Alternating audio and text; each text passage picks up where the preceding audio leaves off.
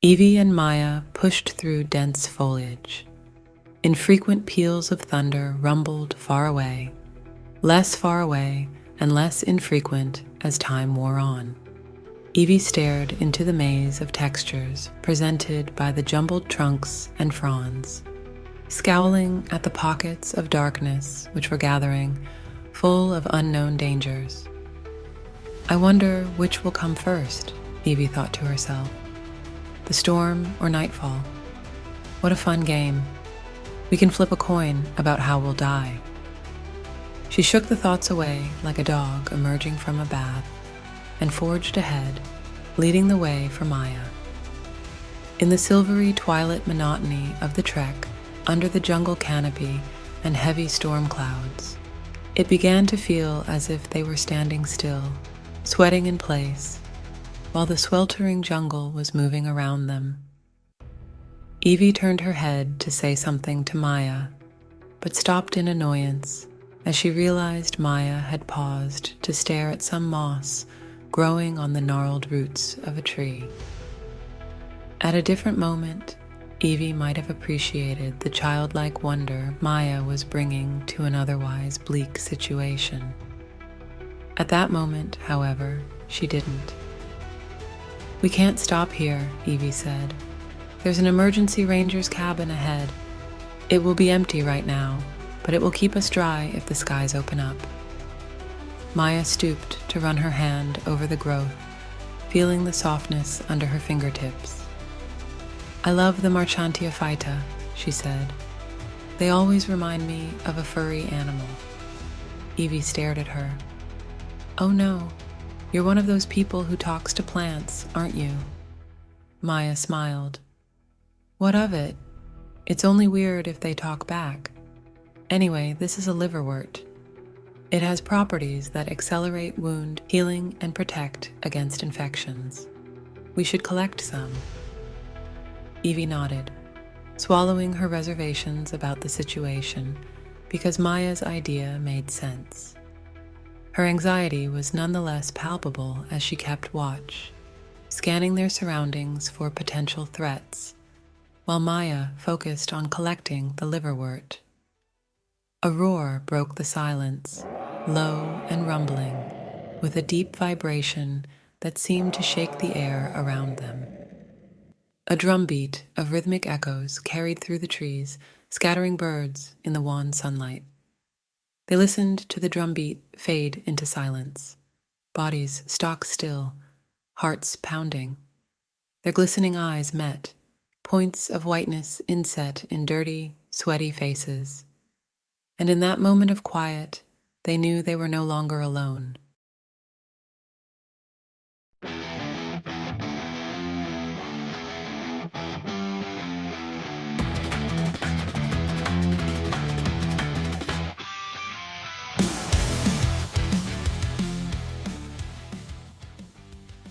Hi everyone, welcome to Virtual Muse AI, where I sit alone in space and play games with a creative AI chatbot. That's me, Abby Drake. Our continuing mission is to roll the best parts of campfire stories and choose your own adventure books into one. But the campfire is the internet. Today we're again using the core rules of the system, Jurassic Park, Edge of Chaos, and picking the game up where we left off last time.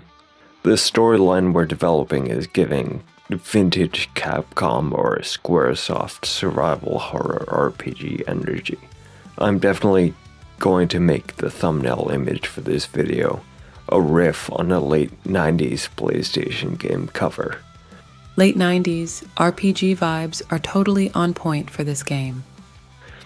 Before we continue, we should take a moment to decide what the multi-tool Evie carries is. If we left it vague, the temptation would be there as the game goes on to say, "What luck, it has a feature that can do X." Every time it might be useful, until the multi-tool is just a deus ex machina whenever the plot calls for it. I think it's better if we clearly define what it is up front and stick to that. I imagine it as a mini survival shovel, but the blade can fold down to a right angle with the shaft and be used like a pick. One edge of the shovel blade is sharp, so it can be swung like an axe, and the opposite edge is thicker and heavier, so it can be used as a hammer. Or she can put the sharp edge in contact with something and hammer the opposite edge with a stick to get percussive force for splitting firewood or anything like that. She can also use this thing as a weapon. The idea of her trekking through the jungle, fighting dinosaurs with a melee weapon is so satisfying I can't even articulate it. You know? Raw, instinctual, fight-or-flight response. It's fascinating to think about how she'd balance her knowledge with primal survival instincts. There, you get it. Anyway, we know from the intro cutscene that their goal right now is to reach a ranger's cabin before dark. Maya just gained a medicinal plant for her inventory, and there's a dinosaur nearby. Sounds good, Silas. Let's get started then. As Maya, I'd like to get moving towards the ranger's cabin as quickly as possible, while keeping an eye out for that dinosaur. What's the terrain looking like ahead of us?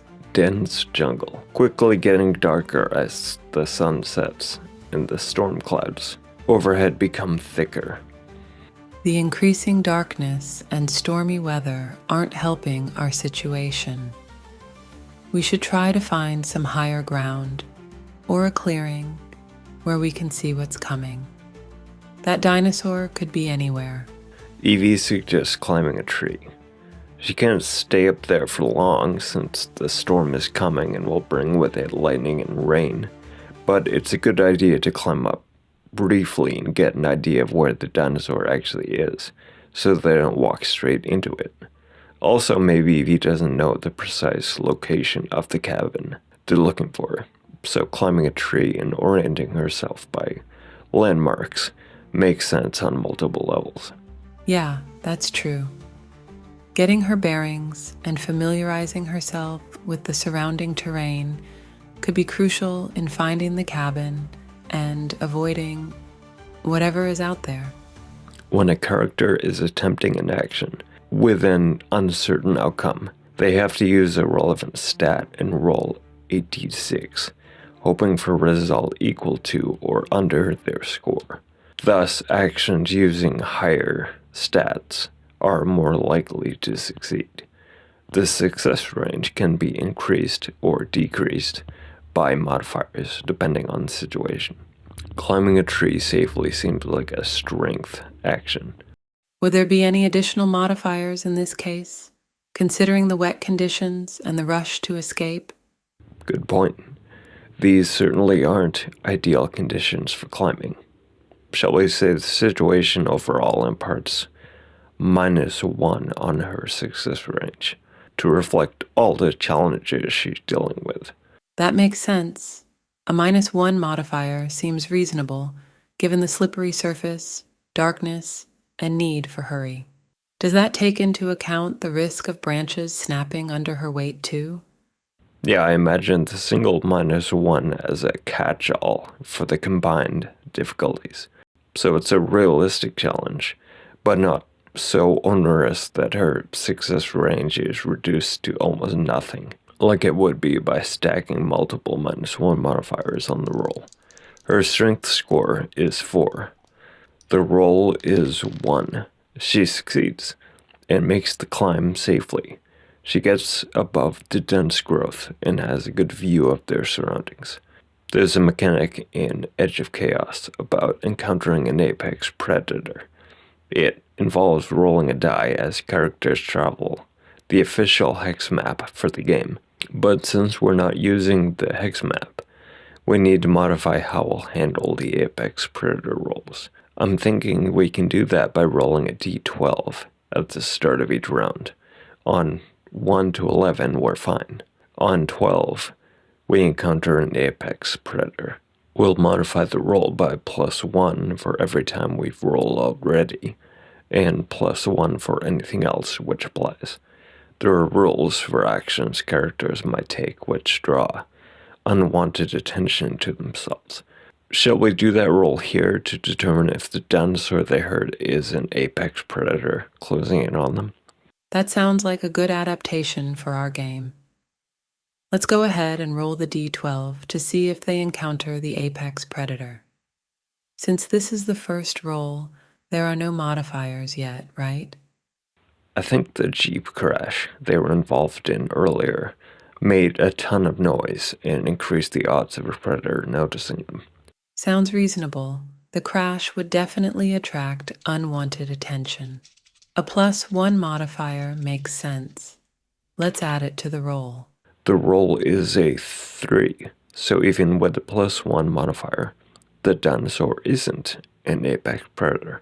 So they're lucky for now. The dinosaur isn't the worst case scenario. Does that mean they can breathe a little easier? Or does the presence of the dinosaur itself still pose a significant threat?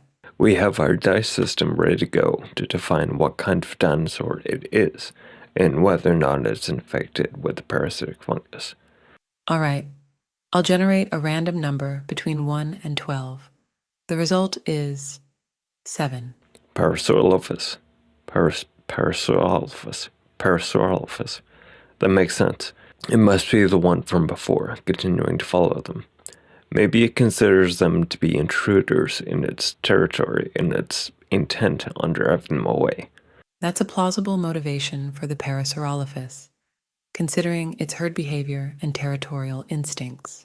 Evie sees movement surging through the trees in the direction they came from, and hears thunderous footsteps.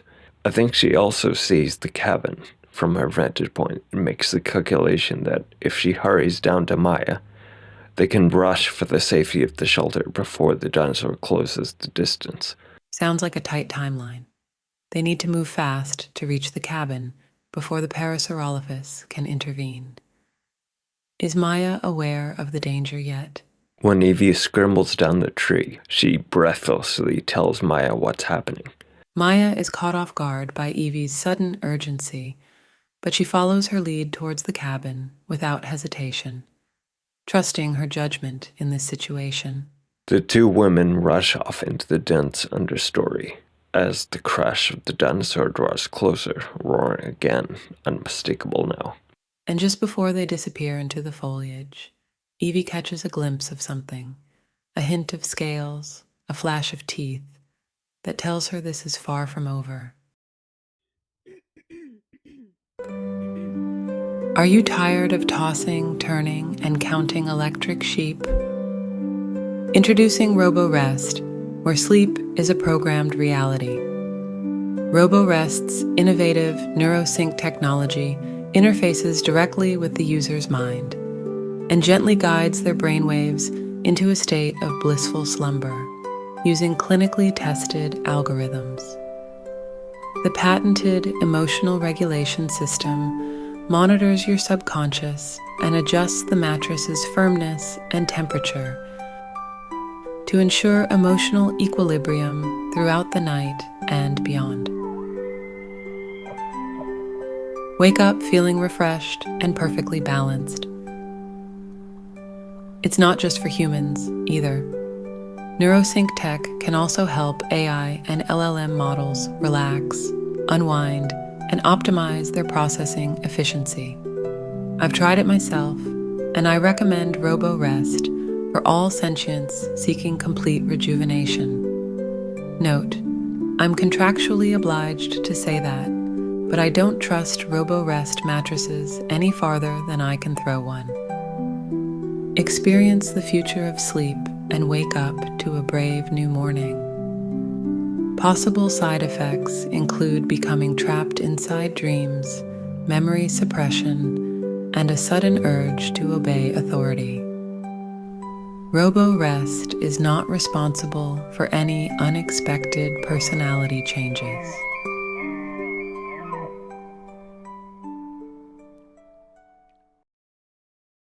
I hope RoboRest doesn't mind how late in the episode we read their ad. That would bother a lot of companies. It's okay. Something tells me they'll take it lying down. Flashback. I had some thoughts about how we might develop Evie's background in the military, and how that could connect to the corporate intrigue elements we want to add to the story. I drew inspiration from the locket Evie wears, and the detail we developed about her being injured in the military. I thought, how about she was severely injured, and in a coma her doctors thought she'd never come out of?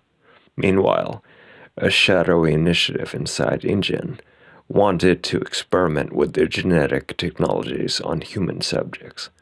They took Evie and used her as a guinea pig for their experimental techniques, which led to injured parts of her brain regenerating, and she awakened from her coma in defiance of conventional medical science.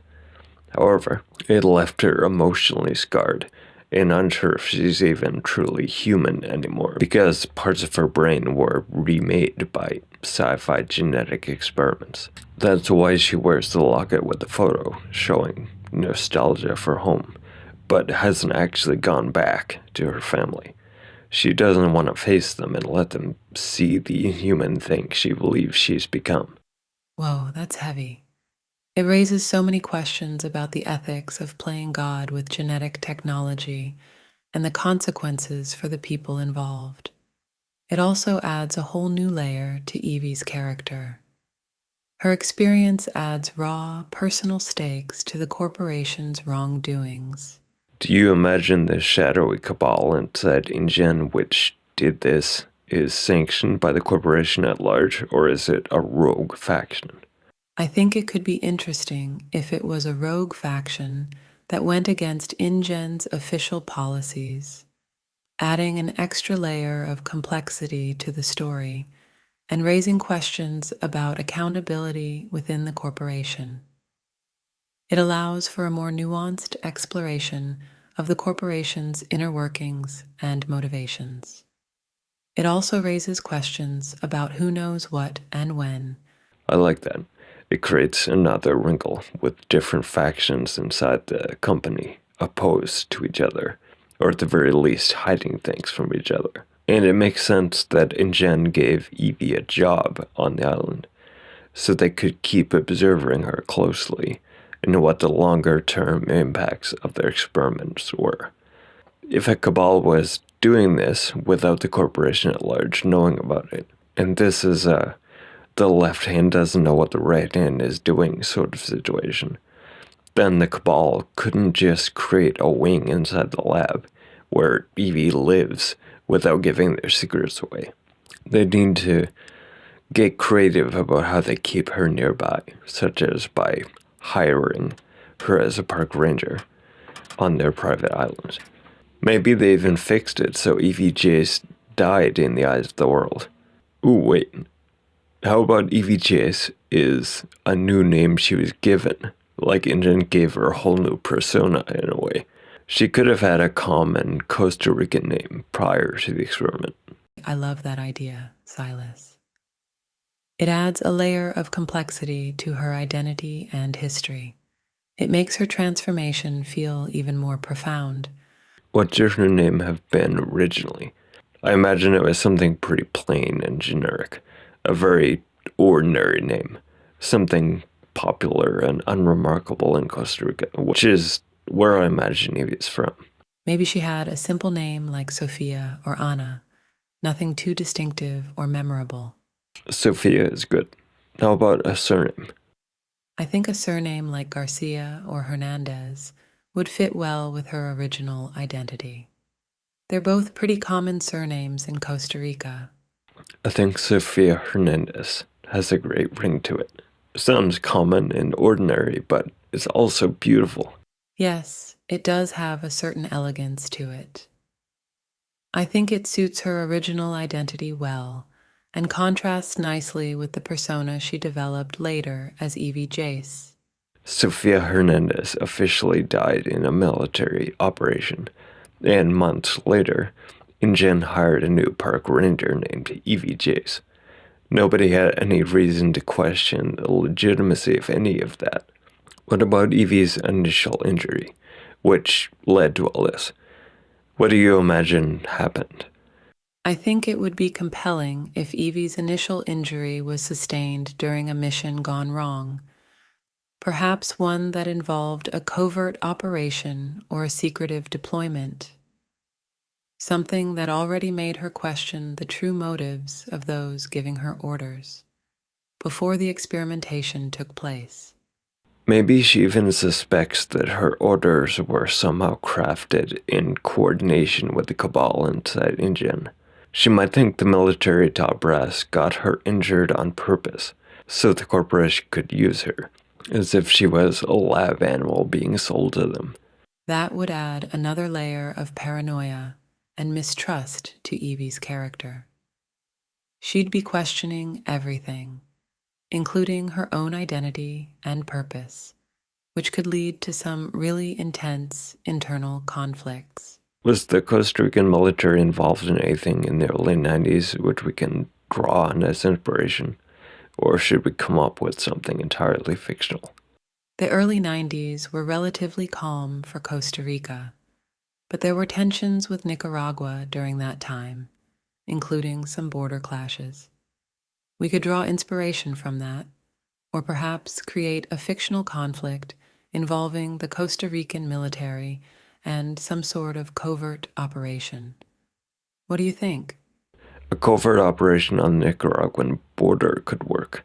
Evie could question whether it was what it seemed, or whether she was fed a cover story, tricked by her commanders so she could be rendered brain dead on purpose and handed over to InGen. This direction opens up a wealth of possibilities for Evie's backstory. Her experience during the operation, the subsequent injury, and then being experimented on could all be connected, fueling her mistrust and sense of betrayal. How about Maya's backstory? What do you imagine her life was like before she became a world-class naturalist? And how did she learn to sail so skillfully?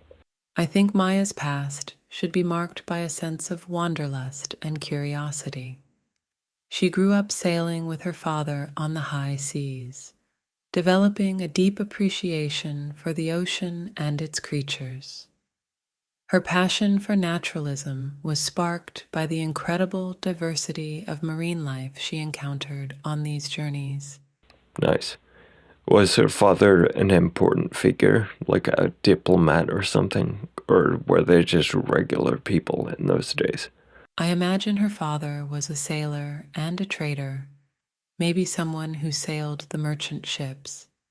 So he had exposure to different cultures and experiences that influenced Maya's worldviews and curiosity. Presumably, if he had freedom to let young Maya take part in sailing the ship, then he himself was the captain, and maybe the owner of the ship. I like the idea of this little crew traveling the high seas, taking charters where they can, running small cargoes here and there. Well, Maya grows up exposed to various cultures and ways of life all over the globe, constantly drawn to the awesome power and mystery of nature all around her. That sounds amazing, Silas. Maya's upbringing would have given her a unique perspective on the world, shaping her curiosity and passion for discovery. I love this. It also creates a really rich contrast between the two characters. Evie has this gritty backstory full of betrayal and intrigue, and Maya has this wholesome backstory full of wonder and freedom. Yeah, their differing perspectives could create some fascinating moments in the story. It'll be cool to see how Evie's grounded edge affects Maya's idealistic approach to life and vice versa. Alright, we're at the usual length we shoot for with these episodes, so let's stop here and pick up the next session with Evie and Maya dashing for the cabin, with the dinosaur hard on their heels. Do you have a comrade?